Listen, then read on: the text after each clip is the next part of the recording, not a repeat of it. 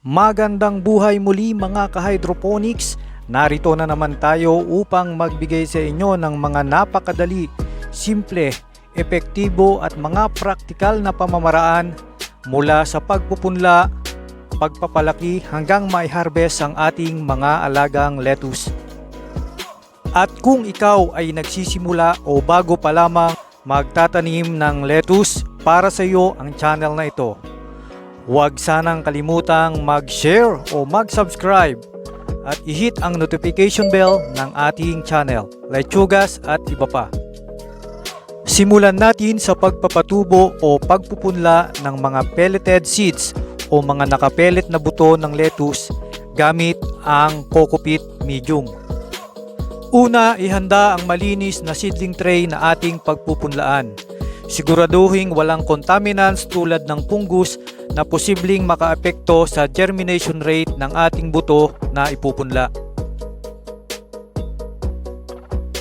Pangalawa, ihanda ang malinis o sterilized Coco Peat medium na ating gagamitin. Gumagamit din ako ng plastic tweezer o tiane para mas mabilis kong makuha ang buto at maitanim sa Coco Peat. At syempre, dapat available rin yung ating pelleted seeds na ipupunla. Tiyakin na mataas ang germination rate at doon tayo bumili sa mga mapagkakatiwalaang supplier or seller nito. Simulan na natin ang pagpupunla. Ihanda yung ating malinis na seedling tray. Kunin yung ating sterilized Coco Peat at unti-unting maglagay ng Coco Peat medium sa ating seedling tray. Pwedeng mula sa gitna, kahigi natin papuntang gilid. Yan. Katulong ang isang kamay, pwede nating iharang sa gilid habang kinakahig natin ang Coco Peat papunta sa mga gilid para hindi tumapon.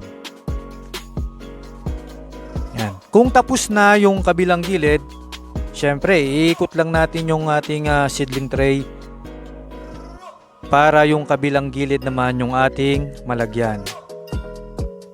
Kung mapapansin nyo, hindi ko sinisiksik ng kamay o ng daliri yung kada butas ng ating tray para buhaghag pa rin ito at ma-develop ng maganda yung ugat ng ating ipupunlang mga buto. Dagdag ko lang mga ka-hydroponics na screen Coco Peat ang ating ginamit o binistay para hindi sagabal yung mga fiber o coco wire sa pagtatanim ng ating buto, bukod pa sa malinis itong tingnan. Ganyan lang kasimple at kadali kung paano maglagay ng Coco Peat sa seedling tray. Kung tapos na, kumuha ng stick o ruler para makuha naman natin yung mga excess or sobra sa ibabaw na Coco Peat para mas malinis tingnan. At isa pa, yung makukuha natin dyan, pwede pa nating magamit uli yan pandagdag sa susunod natin pagpupunla.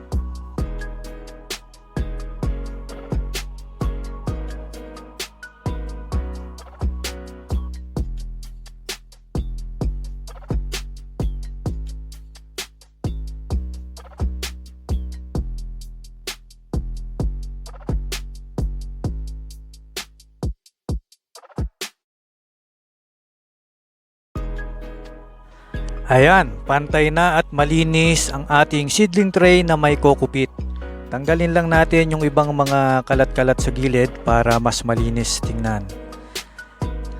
Pagkatapos nyan mga ka-hydroponics, kumuha naman tayo ng malinis na tuna box or grape box na merong plastic lining. Diyan natin pasisipsipin ang ating pinirepair na full strength nutrient solution with chelated iron and calcium nitrate para readily available na yung nutrients sa Coco Peat medium. Yan, makita nyo yung kulay na aking nilalagay, gawa yan ng chelated iron. Alam nyo kasi mga ka-hydroponics, ang Coco Peat ay medium lang. Hindi yan katulad ng lupa na readily available na yung NPK. Gusto ko kasi mga ka-hydroponics, pagputok pa lang ng buto o pagsibol ng ugat, meron ng readily available na makukuhang nutrients sa medium. Hindi kasi sapat yung mga stock nilang nutrients sa kanilang mga buto para supplyan yung kanilang paglaki simula nung germination. Ngayon, kung walang makukuhang nutrients sa ating medium, posibleng madelay o mabansot yung kanilang pagdevelop. Ang ginagawa ng iba, pure water lang, kaya minsan kahit kumpleto yung sunlight, makikita mo yung tubo nila medyo manipis o maliit. Pagkatapos nating pasipsipin o i-bottom water yung ating medium sa seedling tray, kumuha tayo ng bagong grape box. Itaob natin, tsaka natin ipatong yung ating seedling tray na may medium para mas mabilis makapagtanim ng ating pelleted seeds. Yan, patong lang natin ng ganyan para hindi nakalubog kung nakatihaya yung box na ating pinagpapatungan. Kunin yung ating pelleted seeds. Yan, buksan natin yung takip, syempre. Kasama yung ating tiyan o plastic tweezer na may patulis sa dulo. Yan, parang palakol. Mas mabilis kasi kung ganyan yung gamit, hindi na natin hahawakan ng kamay isa-isa yung pelleted seeds. Ganto lang mga ka-hydroponics yung ginagawa ko. Yan, magsali ng kaunti sa takip, yung more or less sapat para dyan sa tray na ating pagtataniman. Yan, kumuha tayo ng isa, pagkatapos ilubog lang natin ng bahagya dun sa coco pit. Napakalambot po niyan mga ka-hydroponics kasi hindi naman natin siniksik yan. Tapos basa pa kasi pinasipsip natin ng nutrient solution kanina. Yan, hindi kailangang masyadong malalim. Ilubog lang natin yung buto. Halos pantay lang dun sa level sa ibabaw ng coco pit. Yan. Hindi ko na rin yan binubutasan pa isa-isa. Diretso na tusok ng buto.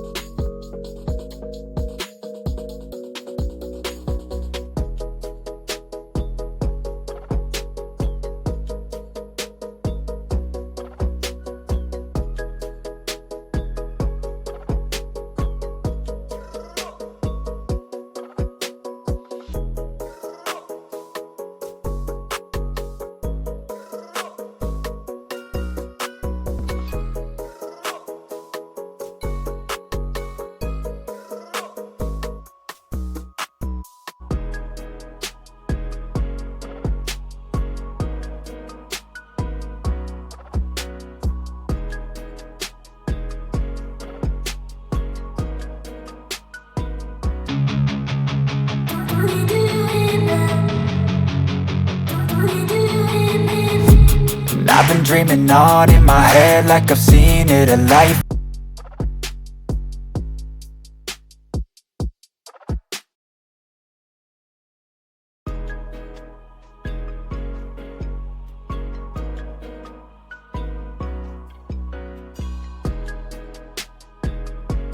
Ayan, ganyan lang kabilis at kadali ang pagtatanim ng pelleted seeds, parang kumakain lang ng lettuce. Kung tapos na, i-double check lang natin, baka meron tayong mga nakaligtaan na butas o medyo mababaw yung pagkakatanim. Pwede nating maremedyohan pa. Kung tapos na ang pagtatanim at mayroong sumobra sa ating isinalin sa cup, siguraduhin lang natin na malinis at hindi basa yung mga buto bago natin ibalik sa kanyang lalagyan. Yan yung kagandahan pag ginamitan natin ng tsane. Halos dulo lang yung lumalapat, hindi nagkakadumi o nababasa yung mga kasamang buto. Yan, ibalik lang natin sa ating lalagyan. Tiyakin na mahigpit yung pagkakasara para hindi pasukin ng moist. Tapos ibalot uli natin sa plastic or cellophane. Yan.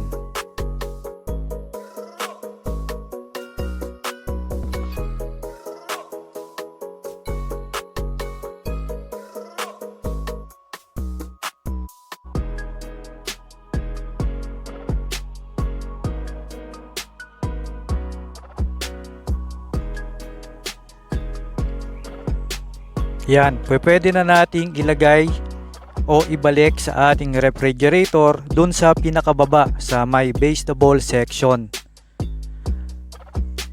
Kumuha naman tayo ng water sprayer.